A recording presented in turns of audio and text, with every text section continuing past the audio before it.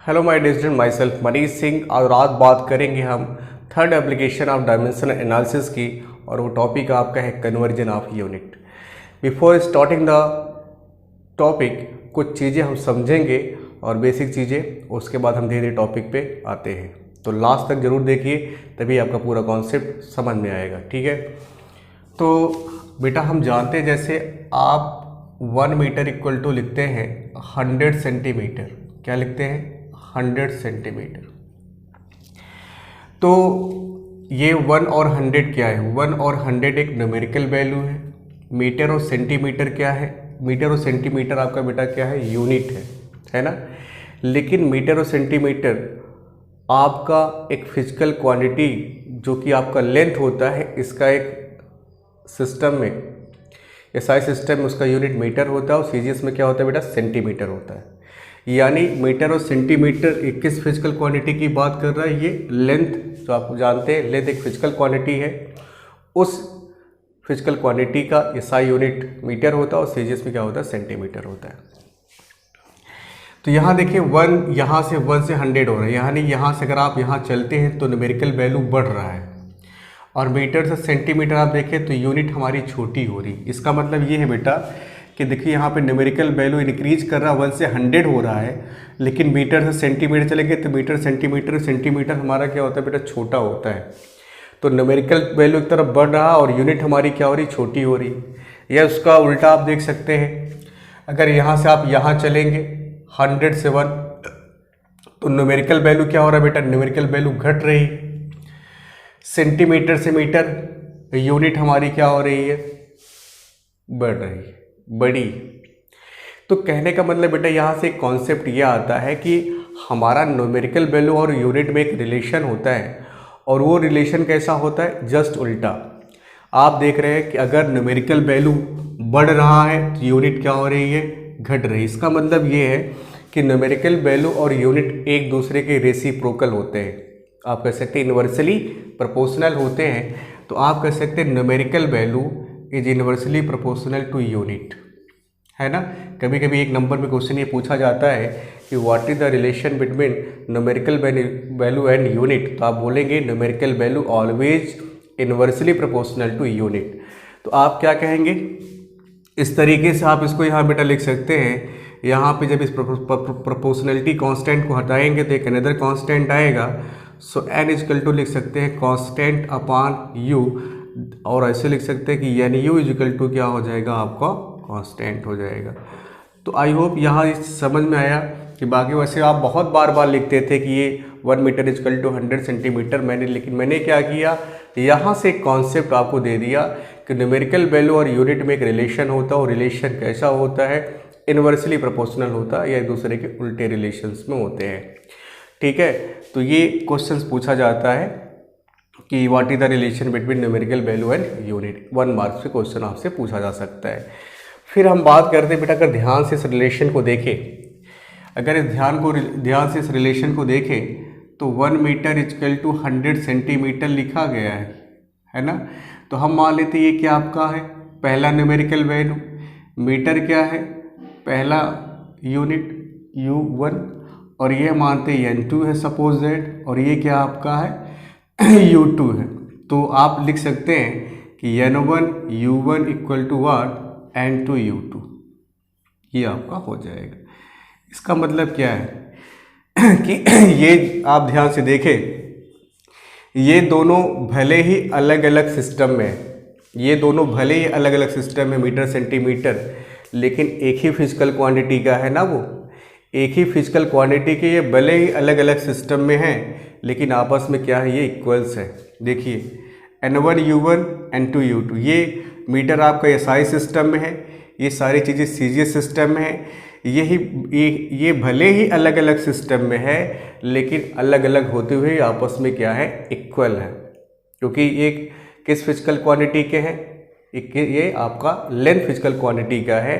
ये अलग अलग सिस्टम में होते हुए भी आपस में क्या है? इक्वल्स है।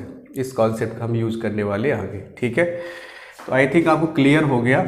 इस रिलेशन को हम ऐसे भी लिख सकते हैं, N U equal to constant equal to N1 U1 equal to N2 U2। कैसे लिखा गया है, ये बात आपको समझ में आ गई है ना।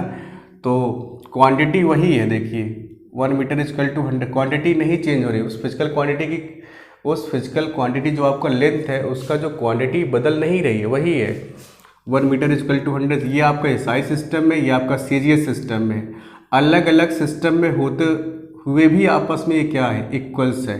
तो ये रिलेशन आप याद रखिएगा।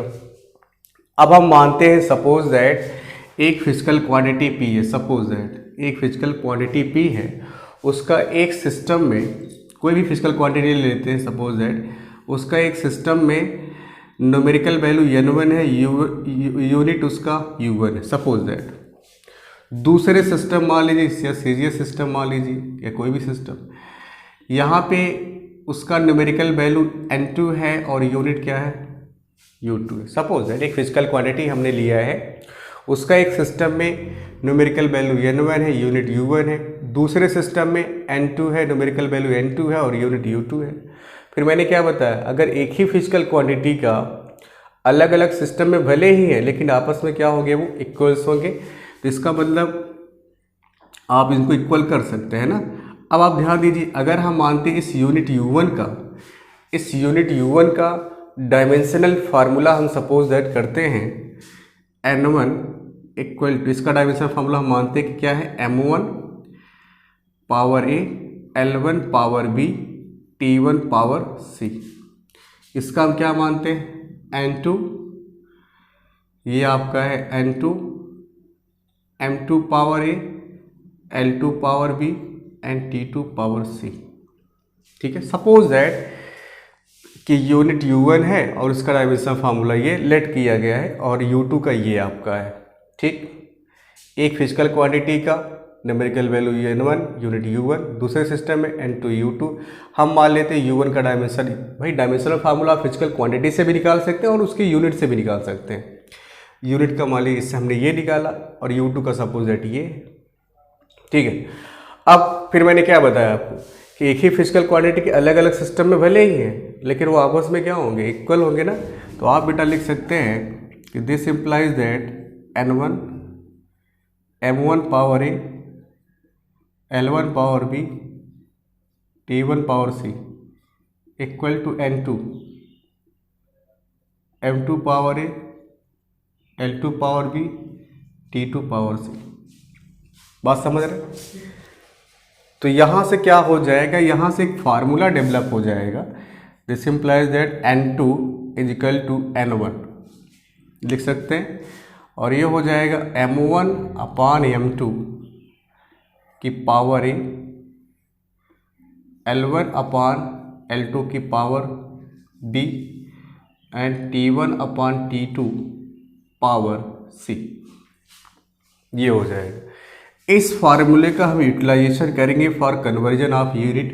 एक सिस्टम से दूसरे सिस्टम में हम कैसे कन्वर्ट करते हैं, किसी भी फिजिकल क्वांटिटी को हम एक सिस्टम से दूसरे सिस्टम में कैसे कन्वर्ट करते हैं, तो इस फार्मूले का हम यूटिलाइजेशन करने वाले हैं। ठीक है, तो इसको आप नोट कर सकते हैं। देखिए, इसको नोट कर लीजिए, फिर हम आपको ट्रिक के माध्यम से समझाते हैं कि कैसे आप इससे रिलेटेड न्यूमेरिकल को आप कैसे सॉल्व करोगे, कैसे आप इसको हैंडल करोगे। ठीक है, अब एक छोटे से न्यूमेरिकल प्रॉब्लम को लेते हैं, फिर आपको ये चीज़ें समझ में आ जाएंगी कि इससे रिलेटेड न्यूमेरिकल को आप कैसे हैंडल करोगे, कैसे आप सॉल्व करोगे। ठीक है, देखिए यही फार्मूला आप याद रखिएगा। जैसे मान लीजिए हमको कन्वर्ट करना है, convert question 1 Newton into diet, ये आपको कन्वर्ट करना है। यानी 1 न्यूटन को, ध्यान समझिए, 1 न्यूटन को कन्वर्ट करना है कि कितने डाइन होते हैं ना। अब न्यूटन और डाइन एक किस फिजिकल क्वांटिटी की यूनिट होते हैं, फोर्स के। आपको पता है किसके होते हैं, फोर्स के। फोर्स का एसआई सिस्टम में ये है और सीजीएस सिस्टम में क्या होता है, डाइन होता है। यानी हमको क्या करना है, एसआई से सीजीएस में बदलना है। किस में बदलना है, एसआई से सीजीएस में।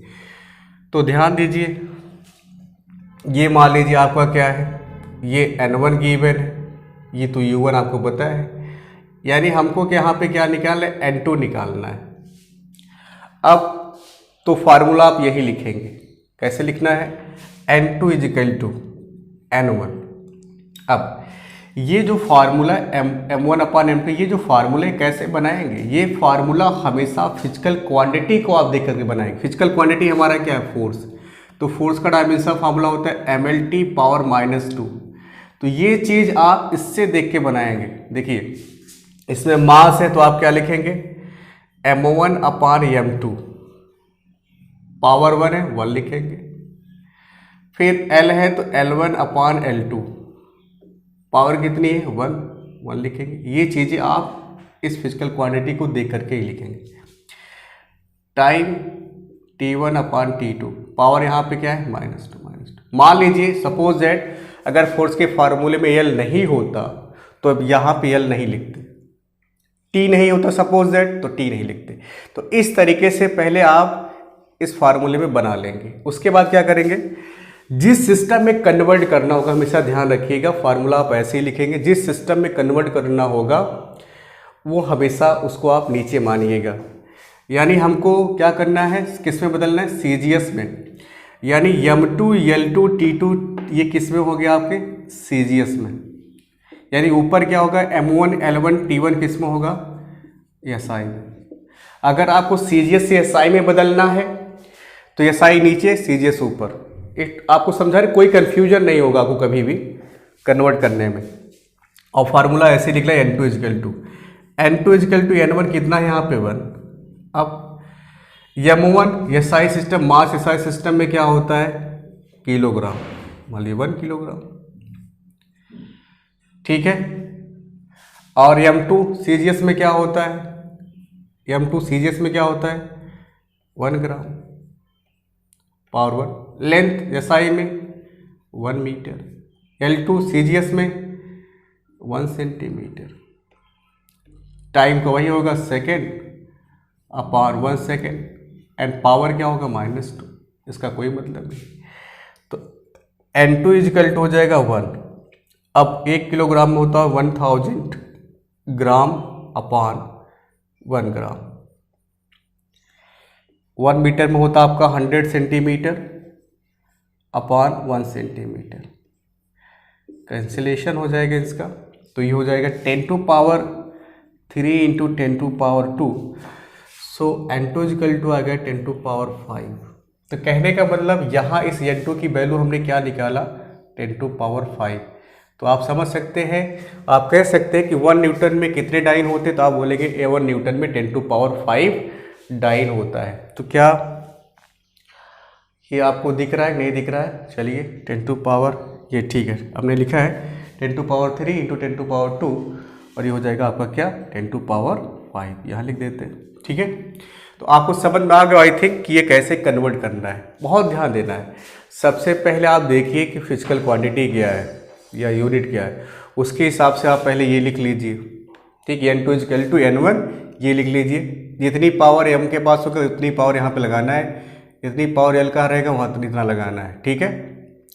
उसके बाद जिस सिस्टम में कन्वर्ट करना होगा, हमेशा इसमें कोई कन्फ्यूजन नहीं होगा, इसलिए बार बार आप समझा रहे हैं, जिस सिस्टम में कन्वर्ट करना होगा उस चीज़ को आप हमेशा नीचे रखिएगा, ठीक है। तो आप आसानी से इसको सॉल्व करके बता सकते हैं कि 1 न्यूटन में कितना डाइन होता है, आप बोलेंगे 10 टू पावर 5 डाइन होता है, ठीक है। एक न्यूमेरिकल प्रॉब्लम और लेते हैं। जैसे मान लीजिए सपोज दैट आपको कन्वर्ट करना है 1 जूल में, कन्वर्ट 1 जूल इनटू अर्ग। अब ध्यान समझिए, जूल और अर्ग, 1 जूल को किस में बदलना है, कितना अर्ग होता है, ठीक। किस फिजिकल क्वांटिटी का है ये, जूल, और अर्ग किस फिजिकल क्वांटिटी का यूनिट होता है, तो वर्क और एनर्जी का होता है। तो मान लीजिए एनर्जी वर्क का भी होता है। एनर्जी का SI सिस्टम में क्या होता है, जूल, सीजीएस सिस्टम में क्या होता है बताइए? सीजीएस सिस्टम में होता है अर्ग। ये किस में है? CGS system. यानी एसआई सिस्टम से किस में बदलना है? सीजीएस सिस्टम में। ठीक है। अब एनर्जी का डायमेंशनल फार्मूला क्या होता है? mL²T⁻²। तो सबसे पहले आप ये फार्मूला आप बनाएंगे। ठीक है। तो क्या लिखेंगे आप?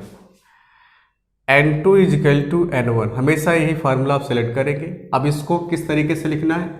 इसके एनर्जी के डायमेंशनल फार्मूले के हिसाब से लिखना होगा। m1/m2। अब यहाँ देखिए पावर कितना है? 1। अगर यहाँ m नहीं होता तो यहाँ m नहीं लिखते। L है L1/L2। पावर कितना है बेटा?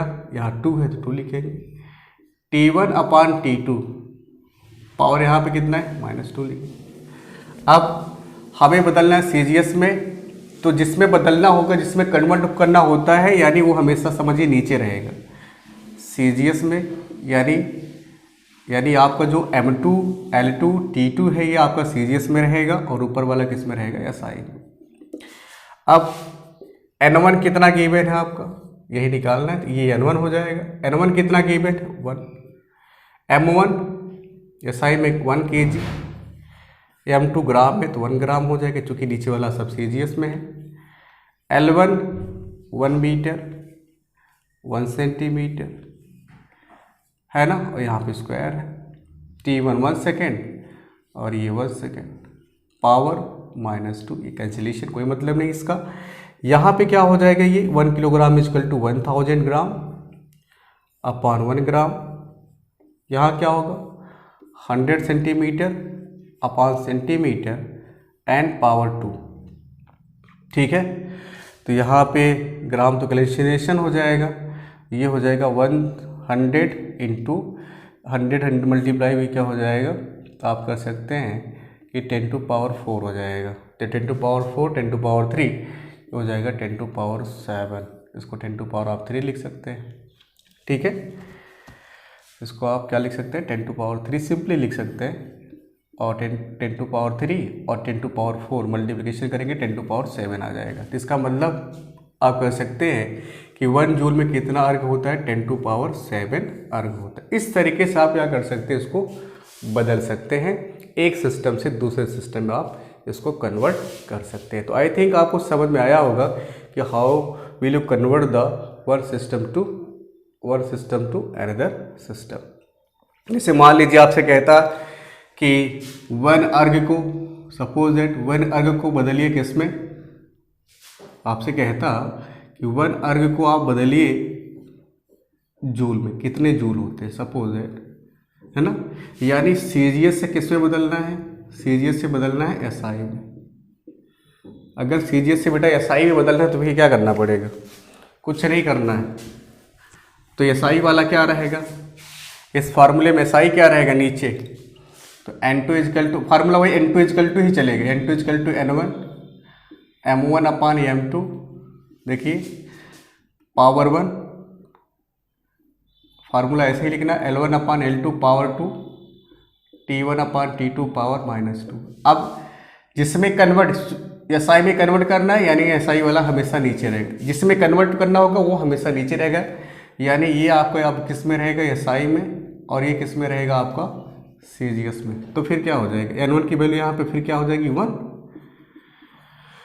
ये क्या हो जाएगा? सीजीएस में 1 gram upon 1 kg। L1 1 centimetre upon 1 metre. और ये second 1 second upon 1 second power -2। यहाँ पावर 2। ठीक है। फिर क्या हो जाएगा? यहाँ पे 1 ग्राम 1000 ग्राम कैंसिलेशन। और ये हो जाएगा 1 centimetre upon 100 centimetre. Centimetre cancellation. ये तो कट ही जाएगा, सब कोई मतलब नहीं यहाँ पे।